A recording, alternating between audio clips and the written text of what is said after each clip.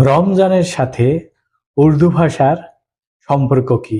অথচ রমজান উপলক্ষে উর্দু ভাষার গ্রামার কোর্সের মাসব্যাপী আয়োজন করেছে একটি প্রতিষ্ঠান।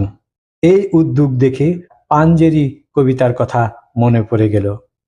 কবি বলেছেন, পাঞ্জেরি রাত পোহাতে আর কত দেরি, ঠিক তেমনি বাংলাদেশ পাকিস্তান হতে আর কত দেরি।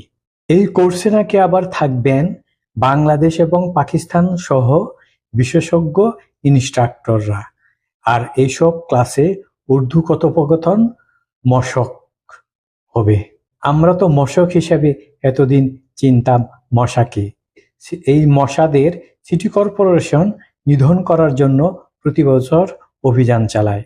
আর এই ধরনের উর্দু প্রেমী পাখি প্রেমীদের নিধন করার জন্য অবশ্যই মুক্তিযুদ্ধের পক্ষের লোকদের প্রতিটি মিনিটে, প্রতিটি ঘন্টায়, প্রতিটি দিন নিধন কার্য পরিচালনা করতে হবে। পহেলা রমজান থেকে ২৭ রমজান পর্যন্ত চলা এই কোর্সটির জন্য ৪৯০ টাকা নেওয়া হবে। আর সুসাস নামে একটি প্রতিষ্ঠান এই উদ্যোগ নিয়েছে। আর তাদের স্লোগান কি জানেন? আপনার জ্ঞান আপনার পরিচয়। মানে উর্দু না জানলে কেউ জ্ঞানী হতে পারবেন না।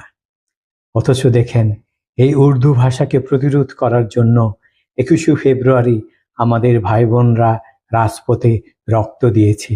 এ কারণে আমরা পেয়েছি ২১শে ফেব্রুয়ারি। ২১শে ফেব্রুয়ারি এখন আন্তর্জাতিক মাতৃভাষা দিবস। অথচ এটাকে তারা তোয়াক্কা না করে উর্দু ভাষার শিক্ষার আয়োজন করেছে। এর উদ্দেশ্য তো একটাই, বাংলাদেশকে পাকিস্তানে পরিণত করা। আর ৭১ সালে সেই পরাশক্তি শক্তি যেভাবেই হোক বাংলাদেশটাকে আবার পাকিস্তানের একটা অংশ হিসেবে দেখতে চায়, কিংবা পাকিস্তান বানাতে চায়। আমি যে ফটো কার্ডটি দিয়েছি সেখানে এই প্রতিষ্ঠানের ফোন নাম্বার দেওয়া আছে। আপনারা ফোন করে জেনে নিতে পারেন কেন এই পাখি বীজ এই ধরনের উদ্যোগ গ্রহণ করেছে।